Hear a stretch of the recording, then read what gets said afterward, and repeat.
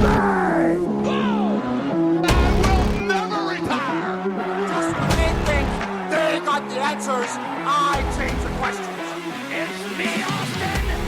you to doubt El Dandy? Because this guy's a serious professional. Brett screwed Brett. Yeah! Can he do it? Over! Oh, and a kick out! Unbelievable! Too hot to handle and too cold to hold. And I am the Macho King Savage. Woo! Such a mouth wearing fatty. Promotional consideration paid for by the following. Hey, yo, Pro Wrestling Podcast listeners, welcome to the show where we don't sing it, we bring it. Help us out. Click subscribe to show your support. Are you sick and tired of dropping $60 to $100 for the latest and greatest wrestling video game? They all seem so much the same. They don't change year to year too much, but you know what? I'm tired of paying for them. Stop immediately. Go to Wrestler Unstoppable, available exclusively through Facebook.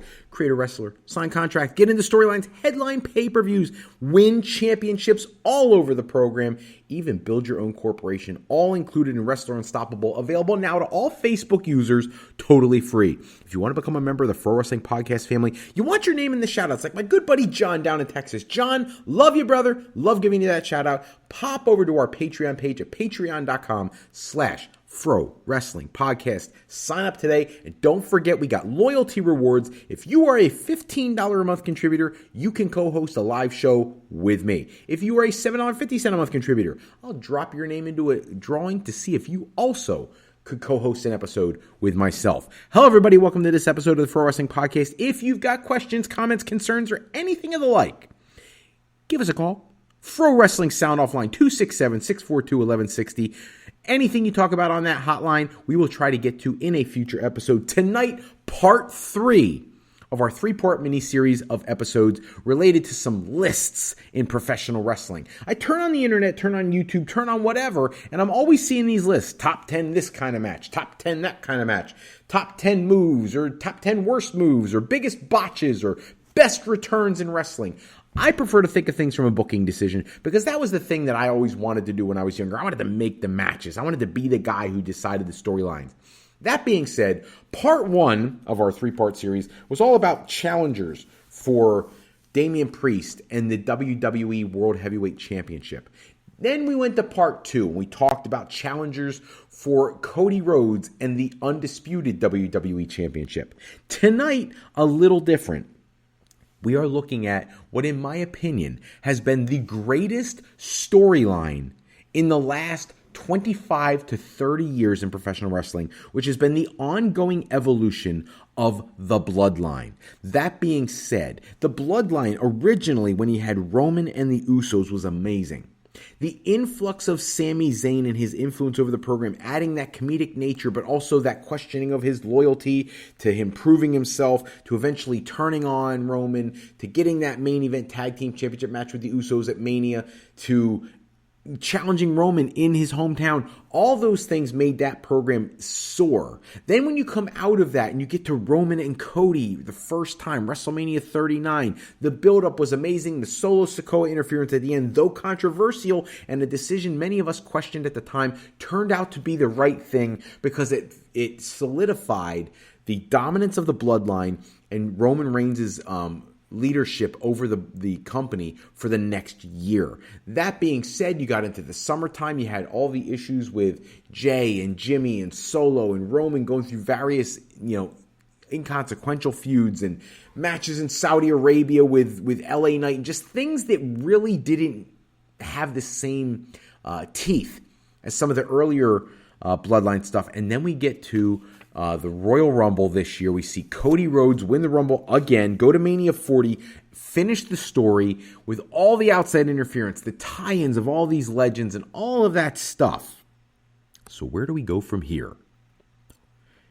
I think that what we need to do, and tonight's topic, is my 5 suggestions for the booking of the Bloodline storyline going forward. Starting at number 5, with the blaring obvious needs to happen. The reunification of Jimmy and Jey Uso as they go against the Gorillas of Destiny, Tama Tonga, and Tonga Loa. I get it. Jey Uso, they've invested a ton of time in creating a single star, but at the end of the day, it can't happen yet. He's going to be a single star, do it later. Right now, he is far too valuable as an opponent for the Guerrillas of Destiny than he is for anything else. That is a storyline that is built. And the reality is, that is one of the most attractive matches that I can envision. Now, it's Bloodline related. I don't know where Solo would factor into all that. I'm sure there's other characters that'll come along at some point. But I think many fans for the last 10 years or so have been praying for a Guerrillas of Destiny Usos matchup, and this is an opportunity now that they're all in WWE to make that happen. Coming in at number 4 on our list, a feud that you really can't even think about too much yet because one of the characters isn't even on the show yet, but we all know he's coming. And that's Jacob Fatu, one more member of the Bloodline, versus Solo Sikoa. The word coming out this week in all the news outlets was that WWE is concerned that Jacob Fatu is so well-versed and talented on the mic and in the ring and everything else that he's going to overshadow Solo Sikoa and the star that they've built in Sikoa, and they want to keep that. Well, at some point, if that's the issue, then put them in opposite sides. It is a banger, brutal match that I would love to see. They're both incredibly physical and dominating presences in the ring. I think a Solo versus Fatu match is something that has to happen at some point sooner than later. Because later on is when you're going to see people like Roman and The Rock back in the picture. Now, I get it. Jacob Fatu needs some time to come in, get into a program and stuff. So maybe, perhaps, Solo is strategically put into a position to lead the Guerrillas of Destiny, and Jacob Fatu is the one who unifies the Usos, and you have a 3-on-3 going on, and it leads to that matchup between Jacob and Solo. Not sure how you get there. That's my snap judgment, how I would book it. Coming in at number 3 on my list is another one that has been talked about for over a year at this point. Roman Reigns and Solo Sikoa. I think at this point, people are looking forward to this, and we already know it will happen somewhere down the road. And I think the reason we know that is they teased it last summer a couple times. They teased it at Mania with Solo yelling at Roman to finish the story and him saying, "I know," and all that back and forth banter. It is something that needs to happen. It has to happen. It is a great way to further the Bloodline story, and I think that's one that we can all count on. Number 2 on the list is the other blaringly obvious match that will take place. And that match will probably be for the People's Championship when The Rock and Roman finally hook up. It has to happen. We all know it has to happen. It probably would have happened this past year if the fans didn't jump all over it because of the popularity of Cody Rhodes. So now that the Cody situation is resolved and we have this new belt that it's like having the FTW belt in AEW. It doesn't really have any value. It's kind of like the $1 million belt, but it's still there. It's a prop and it adds an element to the match. Let's do it. The People's Championship to see who really is the head of the table. Roman Reigns versus The Rock. Coming in at number 1 on my list, and there's a lot of ways to do this, leading up to going into Survivor Series where they love to incorporate war games.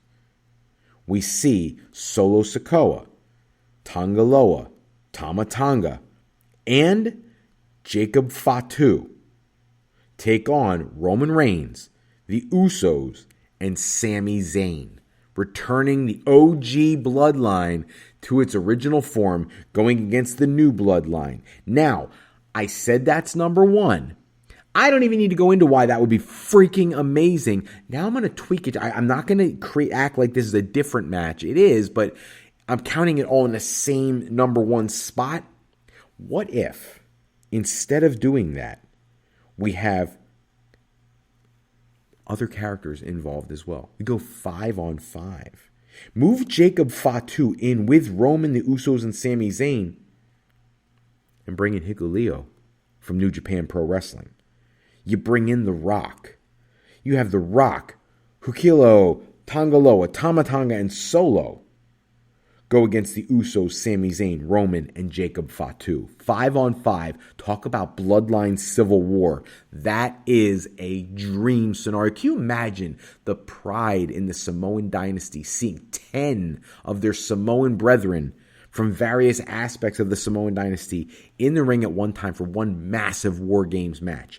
I would love to see it. And if we can't get The Rock, then bring in another relative. Bring in Zilla Fatu. There's so many Samoans that you could potentially bring in. Why not?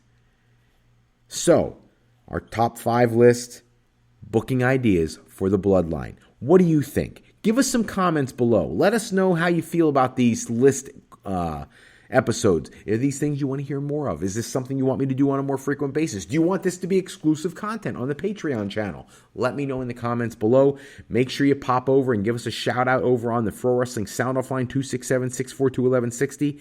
And stay in touch with the Pro Wrestling Podcast whenever you can. Talk to us. Give us thumbs up. Comment. Click the bell to get notifications every time one of our episodes goes live. That's how we can engage with our listeners, and that's what I want to do. That's all the time we have for this episode. Check back with us next episode. We'll run down the latest wrestling news and rumors. Special thanks as always goes out to bensound.com and purpleplanet.com for producing any music or sound we use in our show.